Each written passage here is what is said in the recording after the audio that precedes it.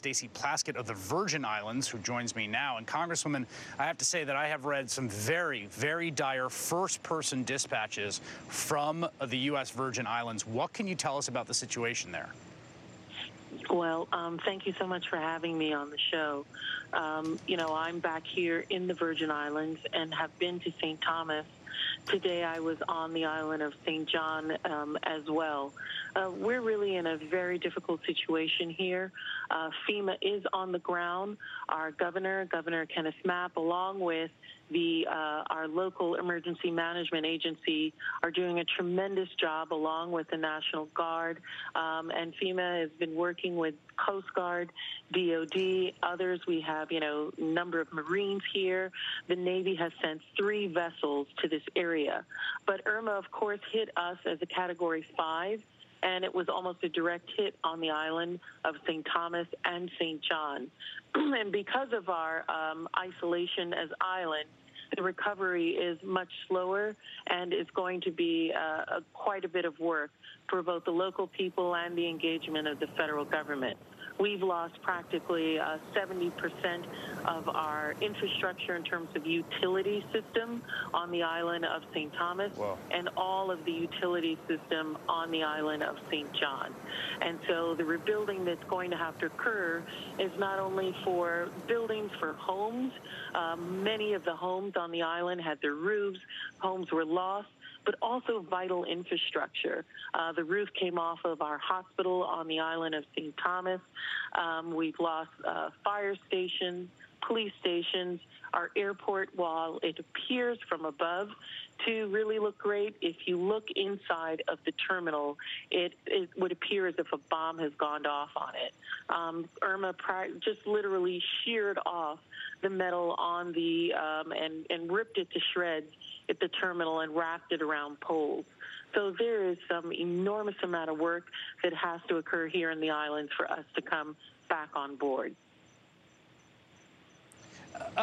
Are people there able, the people that have been on the island, it's a very hard place to evacuate. It took a bad hit. It was about almost a week ago, I think, that it made landfall there. Are people there able to get the access to the basics, things like food and shelter at this point? Well, along with the military, FEMA, and our own local government, I just got off of a call with private sector individuals. We have, this more than the amount of Virgin Islanders that live on this island live in the United States. So Virgin Islanders in Atlanta, Houston, New York, the metropolitan D.C. area, other areas have banded together and are bringing goods down, as well as Virgin Islanders that are in St. Thomas and elsewhere that are working with the private sector to bring relief efforts to the islands as well. We had quite a challenge because our Coast Guard had to clear out the ports for a number of days, sunken debris, vessels in the ports that was making it difficult for those things to come down as well. But we're beginning to have aircraft making continual landings here. People are being allowed to leave, evacuated as much as are willing to go. I have to give you an example.